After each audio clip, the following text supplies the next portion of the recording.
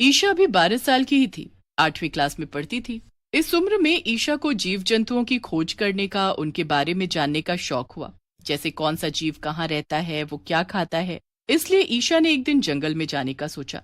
जंगल में मुझे बहुत सारे हर तरह के जीव जंतु मिलेंगे, मैं उन्हें देखूंगी और उनके बारे में ज्यादा से ज्यादा जानूंगी, फिर कितना मजा आएगा। पर मुझे जंगल में जाने के लिए माँ से झूठ बोलना होगा, नहीं तो माँ मुझे जाने नहीं देगी और अंधेरा होने से पहले ही मुझे घर लौटना होगा। ईशा निकल पड़ती है माँ से झूठ बोलकर जंगल की तरफ। जंगल में चारों तरफ अलग अलग तरह के जीव घूम रहे थे।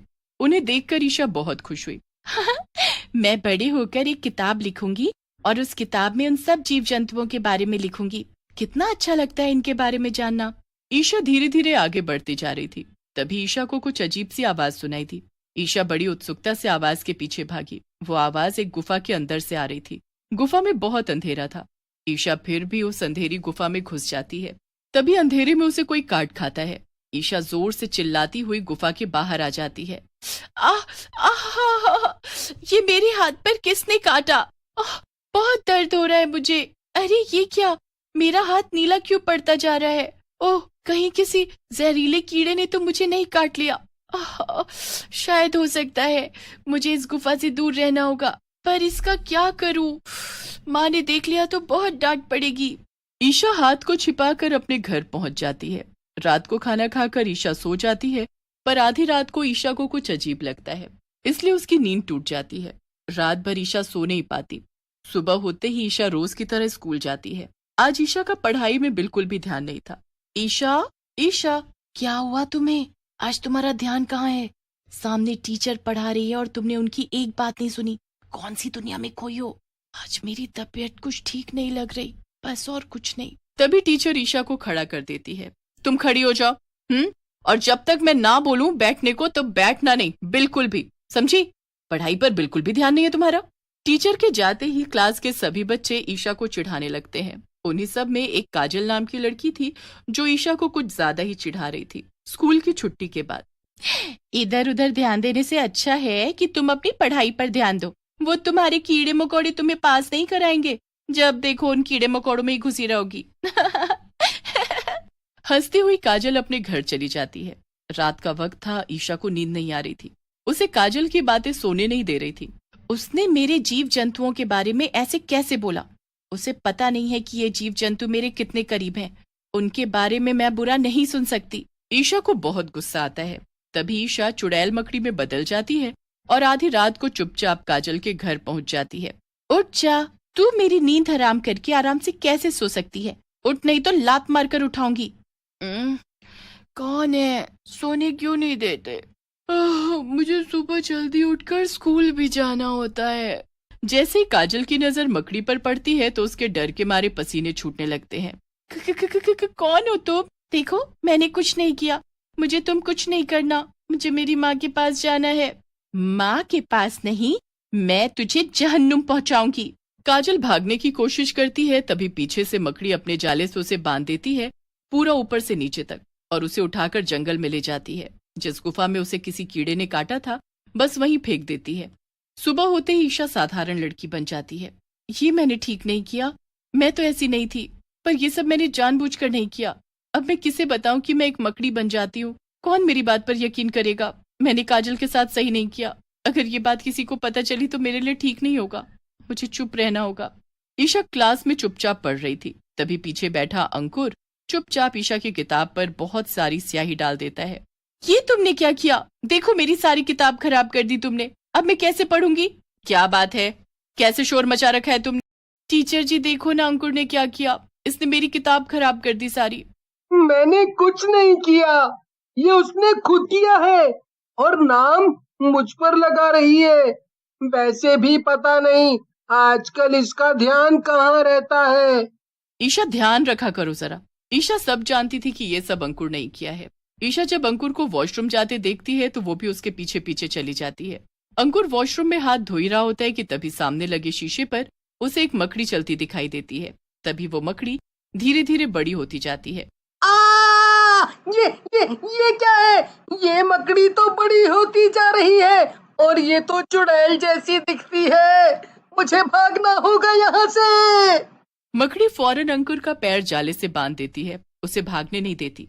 गलत करने पर सजा तो मिलनी चाहिए ना, और तुम्हारी सजा यही है कि तुम मेरे इस जाले में ऐसे ही बंधे रहोगे। बहुत शौक है ना तुम्हें झूठ बोलने का, तो लो, अब न तुम बोल पाओगे ना ही खा पाओगे तुम। मकड़ी चुड़ैल अंकुर को भी जंगल वाली गुफा में फेंक आती है। ऐसे ही कई दिन तक चलता रहा। स्कूल से काफी बच्चे गायब हो गए। एक बार ईशा ने अपनी माँ को ये बात बताने की सोची। माँ, मुझे आपसे कुछ कहना है, मेरा मतलब कुछ बताना है। हाँ मेरी बच्ची, बताओ क्या बात है, क्या कहना चाहती हो?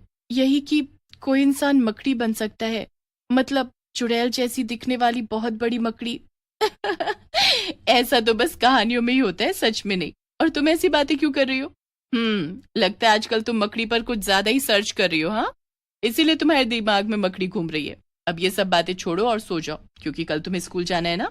समझा बुझाकर माँ ईशा को सुला तो देती है, पर उसे कुछ अजीब लगता है। कई दिनों से ईशा कुछ बदली बदली सी लग रही है। आजकल ठीक से वो खाना भी नहीं खाती और गुमसुम सी रहती है। आखिर क्या बात हो सकती है? अगले दिन स्कूल के स्टोर रूम में ईशा चुड़ैल मकड़ी बनकर बैठी थी और उसके हाथों में शुभ की गर्दन थी। तुम्हें पता नहीं कि मेरा कांटा सांप से भी ज्यादा जहरीला होता है। अगर तुम जरा भी हिले तो मैं तुम्हें काट खाऊंगी और तुम्हारे टुकड़े टुकड़े करके जंगल में फेंक दूंगी। चुड़ैल मकड़ी शुभ की एक नहीं सुनती और उसे जाले से बांधने लगती है, पर मानवी चुपके से ये सब देख रही थी। उसकी तो डर के मारे आवाज ही नहीं निकल रही थी। तभी उसके पीछे उनकी टीचर भी आ जाती है। यहाँ क्या कर रही हो तुम? चलो क्लास में। टीचर जी, जरा धीरे बोलिए और अंदर देखिए वहां। टीचर भी उस चुड़ैल मकड़ी को देखकर हैरान थी। ये तो बहुत विशाल मकड़ी है, वो भी चुड़ैल मकड़ी।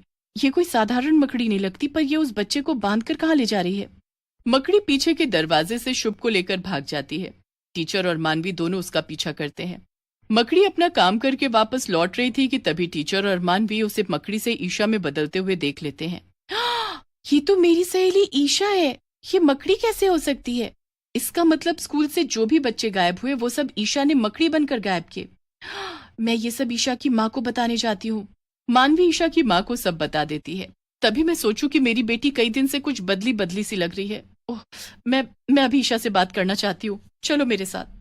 मानवी और ईशा की माँ जंगल की तरफ भागते हुए जाते हैं, पर वो वहां क्या देखते हैं कि वही चुड़ैल मकड़ी अपनी ही टीचर को जाले में बांधकर गुफा की तरफ ले जा रही थी।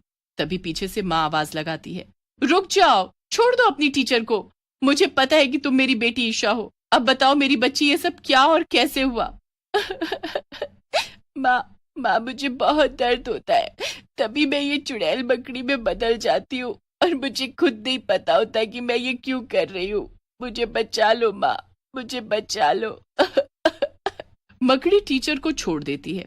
अब मुझे विस्तार से सब बताओ कि क्या कभी कुछ हुआ था तुम्हारे साथ? चुड़ैल मकड़ी वो सब बता देती है जो उस दिन उसके साथ जंगल में घटा। इसका मतलब तुम्हें नहीं पता उस गुफा में क्या था? तुमने देखा ही नहीं? इसका मतलब उस गुफा में कुछ तो है, हमें चलकर देखना होगा, पर सावधानी से।